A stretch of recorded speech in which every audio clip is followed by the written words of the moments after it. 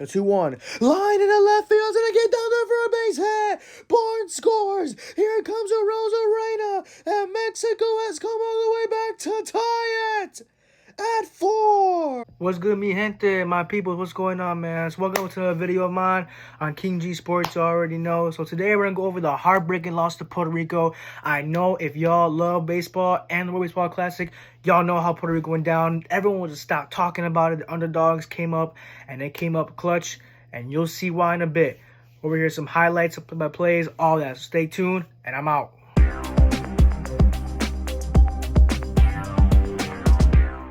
What up, y'all? So let's hop straight into this game and this reaction and this play-by-play and what went down. I'll break down everything because it's a heartbreaking loss for me, y'all. So here we go. Let's get started.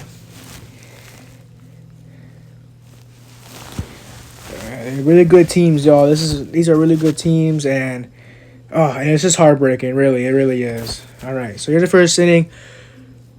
Urias coming in, and he's a really good pitcher. Top of his own pitcher. Right there, he strikes out Lindor. Lindor behind. Urias doesn't power you with the fastball. He has a good run to it. It's really good, and he just goes away from it. Just good draw on it. And he's late. He's late on it. He has no chance on it. And Kike takes a walk there, so he's on base with one away. And Velasquez, who is on the Cubbies, so that's my Cubbies. And he grounds one to right center field. It's a base hit. And Kike will go to third on the play. Miami's a very big ballpark, so right there, it's first and third with one away. That's a good start for Puerto Rico. Good start for us.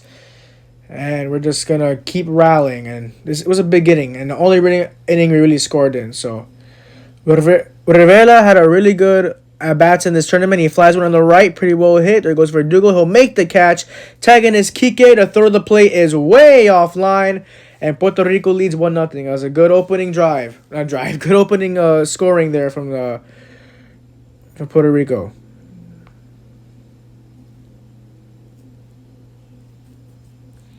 Scoring runs is a very difficult thing for us. And Javi, who's had an amazing late end of the series, the 1-2.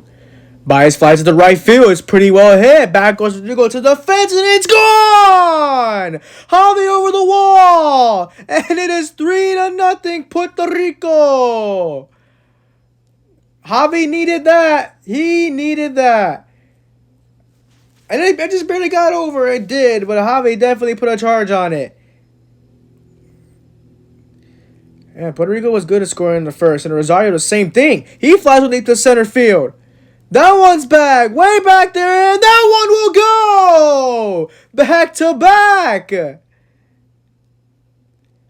it's 4-0. And they were hot to start the game.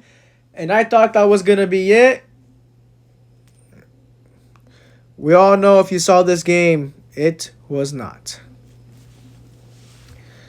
So Marcus Stroman, who played for the U.S., dominated Puerto Rico, but just chopper up the middle. Lindor ranges to his left, and he got him. What a play. On a hop.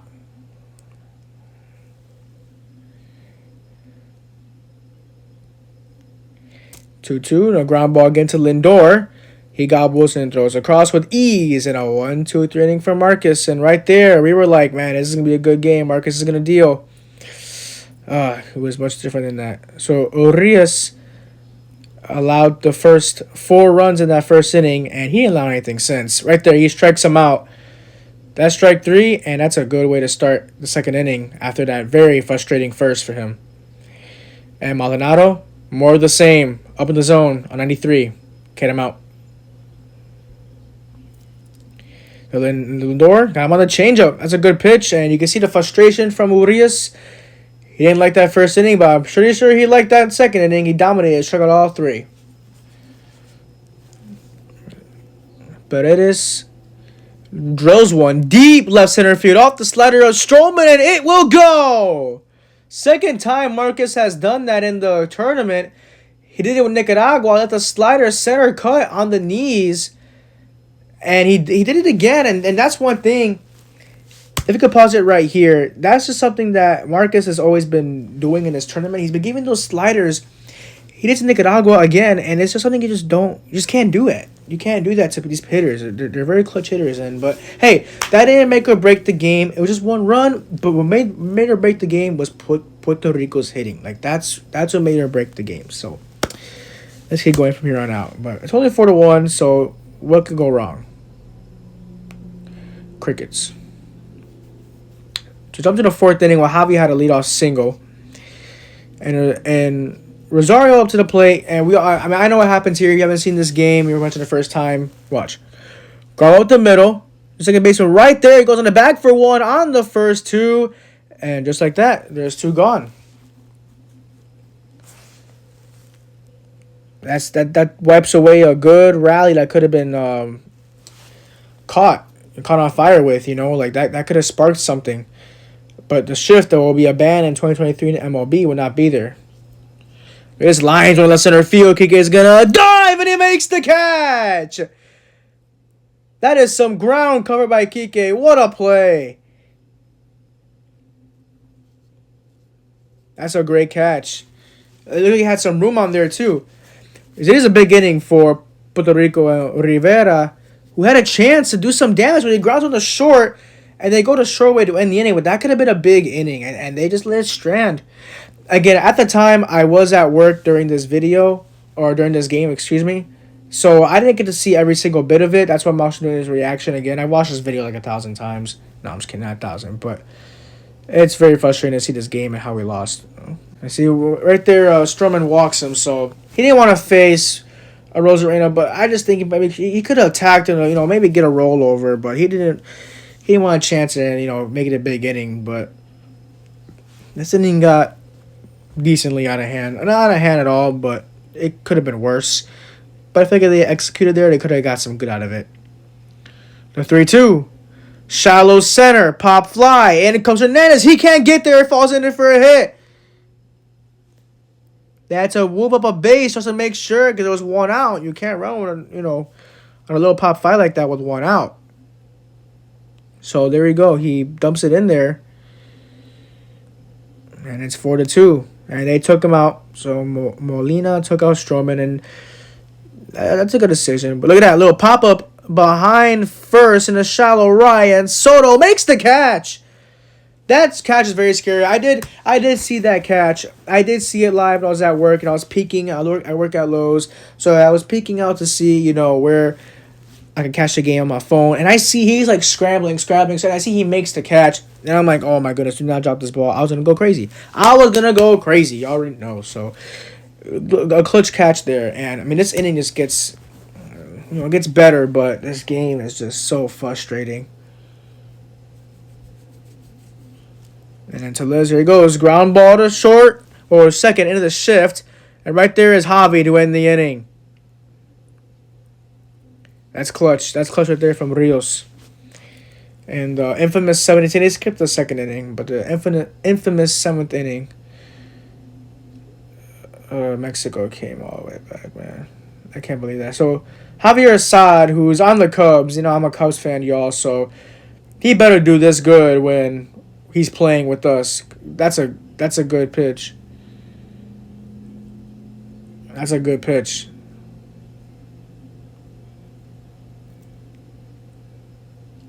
And ground ball up the middle. Manolado not running too fast. Got him by quite a bit, really. So he's really dealing.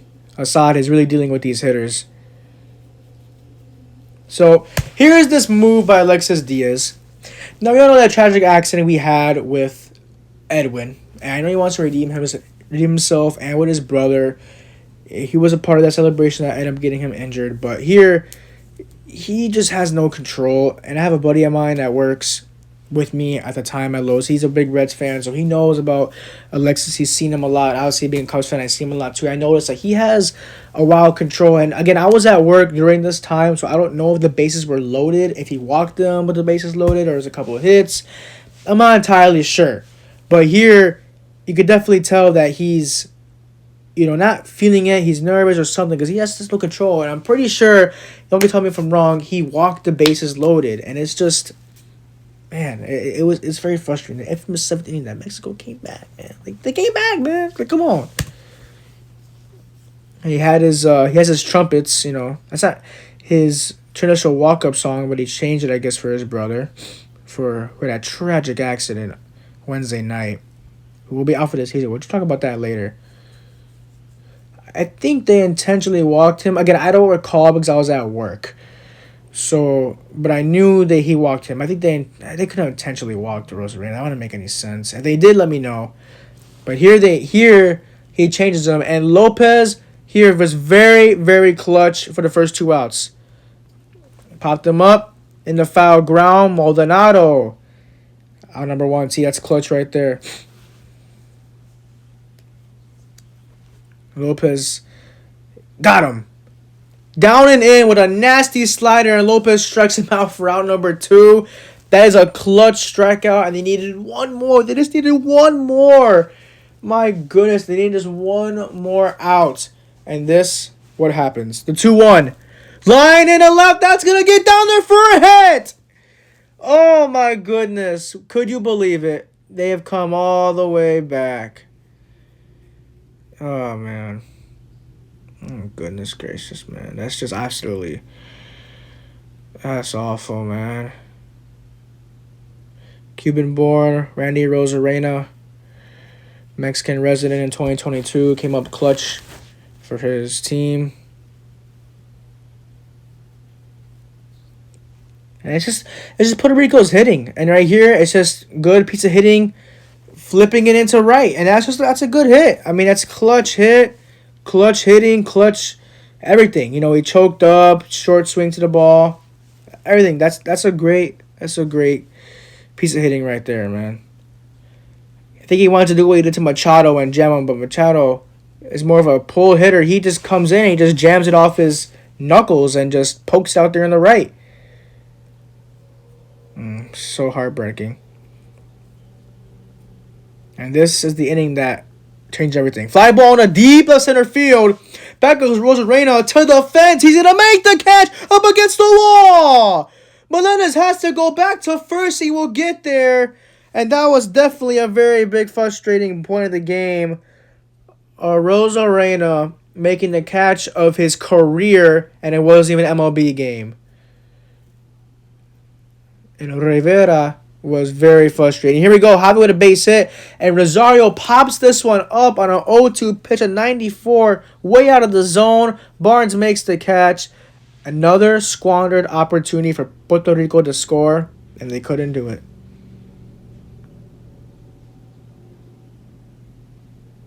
So right here, this guy batting right here, he is my cousin. Believe it or not, y'all, this guy is my cousin. My grandfather here lives in Florida with me. His brother's daughter's son. So it's like deep in the family, but he has my roots. So cuz, if you're watching this at all, I love you. I need to meet you. I haven't met you before. But really, I don't know what their plan was here. So I can see what they're trying to do. I see their plan here. They're trying to get the runner over to give Lindor a chance to tie the game. I understand that.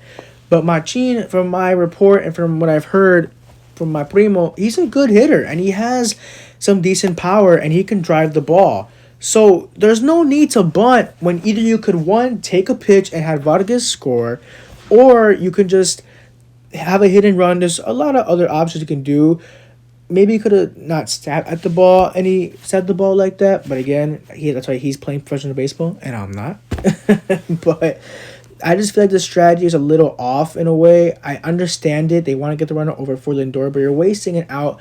You do have 2 more outs to play with technically, but I feel like Machin, as my primo, he could get it in there. Maybe a hit with nobody out. This is a big point of the game. They probably could have done more of a tough strategy to be. I know he's a 9th hitter, but from what I've heard, and I have friends that watch him in the Caribbean League, he has power, but it's much different than MLB. But it's a little frustrating to see that he tried to square it up when I know he could do better than that. But hey, I don't know, it's their base call, Molina, his, but again, very big point in this game that I had to mention. So he just stabs at it, and now there's 1 out, and double play can end it. And the good thing is that the first baseman wandered off the bat, because if he didn't, that probably would have been 2. And Lindor was fighting this hold that bat. I saw this live. And Lions went to center field for a base hit. And he kept it alive there. And I had so much hope. And I just, man. Outer part of the plate, Lindor keeps us alive. At that point, just for now. And Kike here, looking to at least tie the game. And the 2-2, he got him looking right down the middle. Kike was frozen. And Team Mexico upsets us and stuns us and moves on. Well, y'all, that concludes this video. As y'all can tell, it's a very heartbreaking loss for me to see my island lose and my peoples being from Puerto Rican roots. This game meant a lot to me, and it was unfortunate we lost to a team like Mexico. But at the end of the day, they fought and they came back, and that's the point of baseball. On paper, it didn't look like that, but that's what happens. Again, that's baseball. I was hoping they got whooped by Japan. Didn't necessarily get whooped, but they did have a great game, and Japan came back and revenged for us and all my Puerto Rican people, unless they were going for Mexico because of Latino reasons. But as I'm recording this video, the World Baseball Classic is officially over. I will see y'all soon in the next video. Subscribe, like, all that great stuff, y'all. And once again, stay blessed, and I'm out.